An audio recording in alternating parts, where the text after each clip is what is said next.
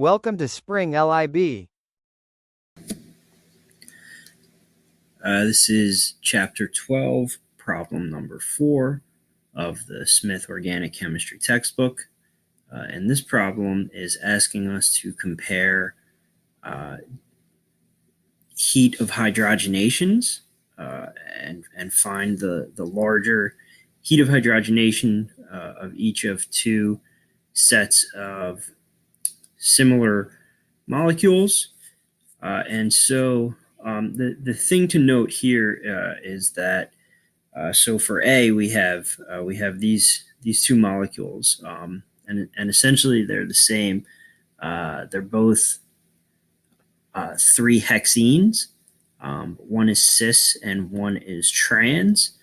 Hydrogenation of either of these two from part A, well, hydrogenation of both of them would just yield hexane.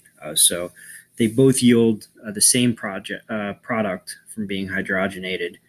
And actually, I'm just going to draw that. So the product from hydrogenating either of these or both of these is just hexane.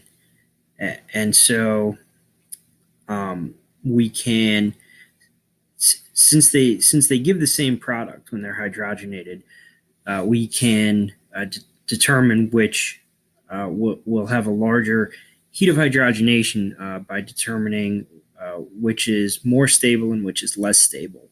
And the takeaway, which I've written over here in red, is that the less stable a molecule is, the greater its heat of hydrogenation is.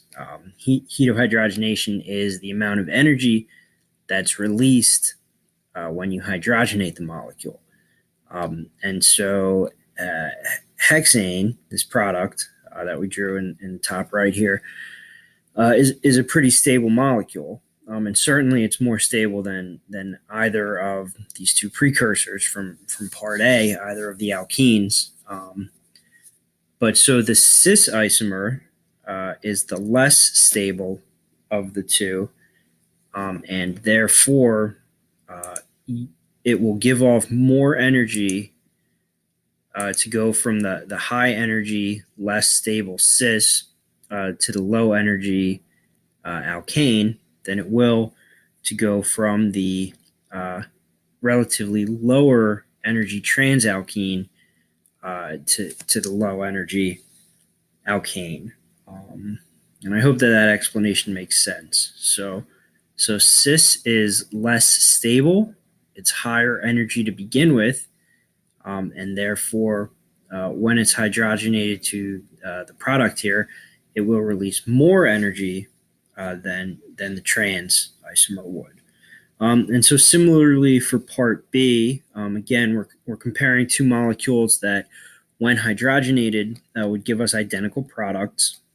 We know, or we should know, that a tri-substituted alkene is more stable than a di-substituted alkene.